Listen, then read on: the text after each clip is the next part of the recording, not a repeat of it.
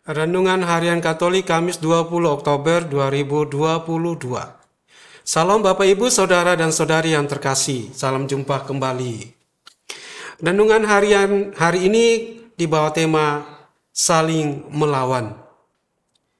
Sifat dari api tidak hanya membakar, tetapi juga menyehatkan. Sifat dari air tidak hanya menyegarkan, tetapi juga menghanyutkan.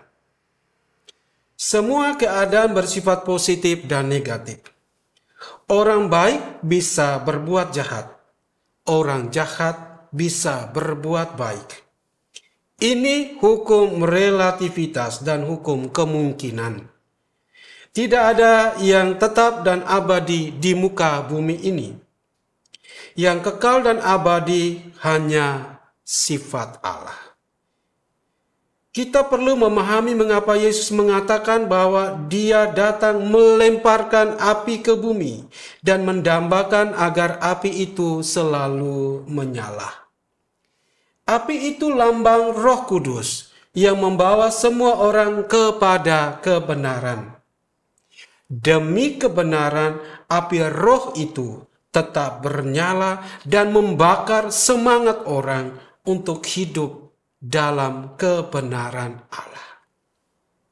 Bapak, Ibu, Saudara dan Saudari yang terkasih, akan ada pertentangan antara 5 orang dalam satu rumah.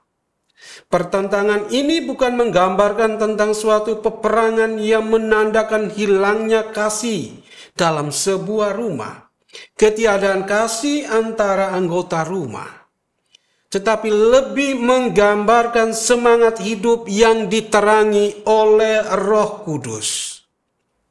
Kedamaian sejati di dalam rumah hanya didapat dari semangat api Roh Kudus.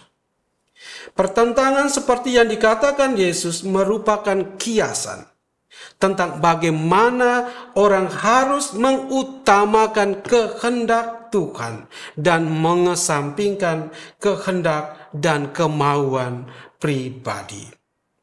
Di dalam hal ini orang perlu melepaskan ego masing-masing. Melepaskan ego di sini digambarkan sebagai proses membakar. Yang dibakar tentu adalah semua hal yang menghambat tercapainya kedamaian dan sukacita di dalam Allah. Semua yang bukan berasal dari Roh Kudus harus dibakar, supaya orang hidup di dalam roh dan kebenaran Allah. Tidak ada kedamaian tanpa proses ini. Bapak, Ibu, Saudara dan Saudari yang terkasih, kadang-kadang orang hanya mau menjadi murid Yesus, tetapi tidak mau menjadi api yang selalu siap membakar dan dibakar.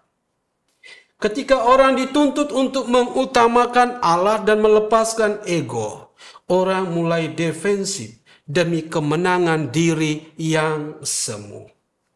Orang tidak mau masuk dalam proses dibakar.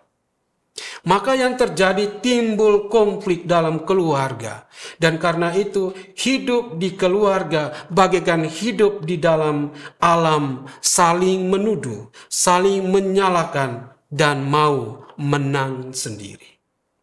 Bapak, Ibu, Saudara dan Saudari, mari selalulah membawa api pembaharuan diri di tengah keluarga dan di mana saja kita berada.